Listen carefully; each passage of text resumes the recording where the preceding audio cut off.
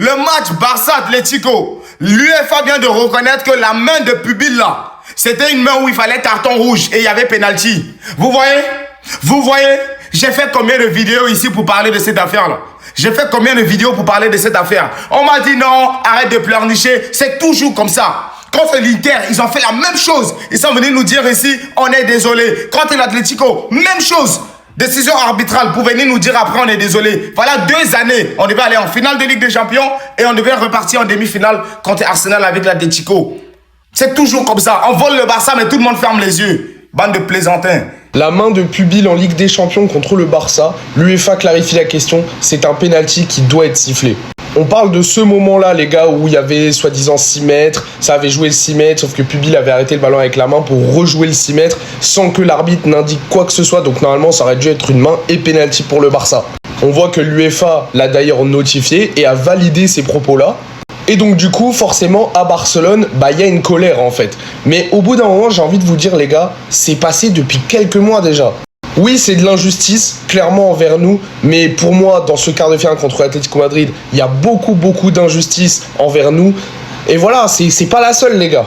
Mais évidemment, comme il y a le F disgrace de Drogba, on n'a plus le droit de parler de l'arbitrage en Ligue des Champions, parce qu'on a eu soi-disant le plus gros vol de tous les temps. Mais il faut aussi être honnête de notre côté et dire qu'on a absolument mal géré ce quart de finale. Parce que se prendre 2-0 à l'aller, même s'il y a eu quelques erreurs d'arbitrage, notamment avec Coquet qui aurait dû prendre rouge pour moi, à un moment donné, on peut pas se plaindre d'avoir été éliminé en jouant comme ça. Même si quand même, je trouve ça quand même très grave que plusieurs mois après, l'UEFA en personne clarifie la situation en disant qu'il y avait bien pénalty à ce moment-là. Et donc que pour moi, c'est absolument pas normal. Officiel. L'UEFA Champions League annonce que la main de Pubil en Ligue des Champions contre le Barça aurait dû être sifflée, c'était un penalty. L'UEFA clarifie la question. Maintenant, quand on disait ça, on nous prenait pour des fous et des rageux. Maintenant, les gens, ils vont dire quoi? Parce que déjà, l'année dernière, face à l'Inter, on avait eu une info comme ça quelques mois après. Là, on nous dit quoi?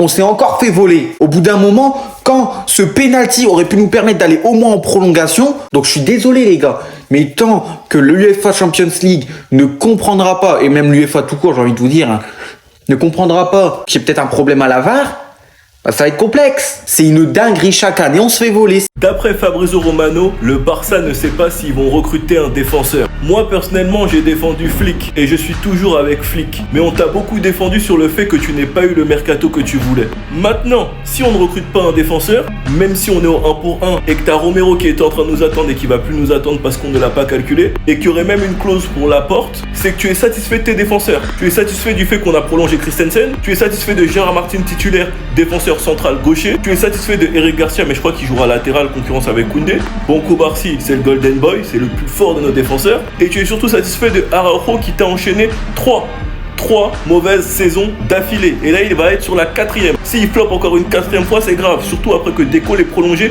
et lui ait donné le salaire qu'il voulait. Donc pour moi, il n'y a pas d'excuse. PSG hors jeu, Ligno, tous ces trucs bizarres, c'est pas mon problème. Si la direction et Flick ont décidé de continuer avec Araujo, j'espère que c'est pour qu'il joue. Parce qu'il peut pas avoir un aussi gros salaire et ne pas être titulaire en plus d'être capitaine. Il veut soi-disant revenir à son meilleur niveau. Ok, maintenant on te regarde. Mais c'est pas sur Araujo qu'il faudra taper s'il gaffe, mais ce sera sur Flick. Parce que c'est lui qui estime que lui, il est adapté à son système. S'il reste, vu qu'il compte sur lui.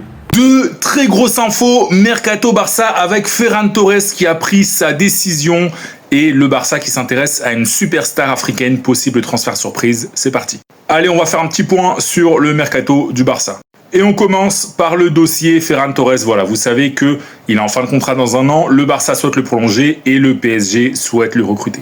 Eh bien, Ferran Torres aurait l'intention de quitter le Barça pour rejoindre le Paris Saint-Germain.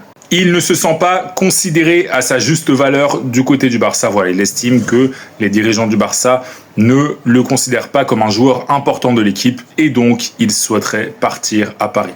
La source, c'est Foot Mercato. C'est écrit dans le titre, Ferran Torres veut venir au PSG, négociation à venir avec le FC Barcelone. Donc voilà, le Barça devrait quand même récupérer un joli chèque, mais je trouve que c'est dommage. Et la deuxième information de la vidéo, c'est que le Barça s'intéresse à Azzedine Ounahi pour remplacer Frenkie de Jong notamment. Alors c'est vrai que ce sont deux profils différents, voilà, Ounahi est quand même plus offensif que de Jong, mais visiblement le Barça aimerait bien le recruter cet été. Ou en tout cas, il fait partie des joueurs qui sont suivis pour ce poste de milieu de terrain. Voilà, je vous mets l'article de Foot Mercato, mais bon, la source, c'est l'émission El Chiringuito. Et ce sera un joueur qui ne serait pas excessivement cher, voilà. Donc voilà, Unai, possible recrue du FC Barcelone cet été. D'ailleurs, si t'es fan du Barça, dis-moi en commentaire, est-ce que tu valides Unai pour le Barça? Est-ce que ce serait une bonne recrue selon toi? Oui ou non? Dis-moi en commentaire. Et si tu veux être au courant de toute l'actu du club catalan, comme d'habitude, je t'invite à t'abonner.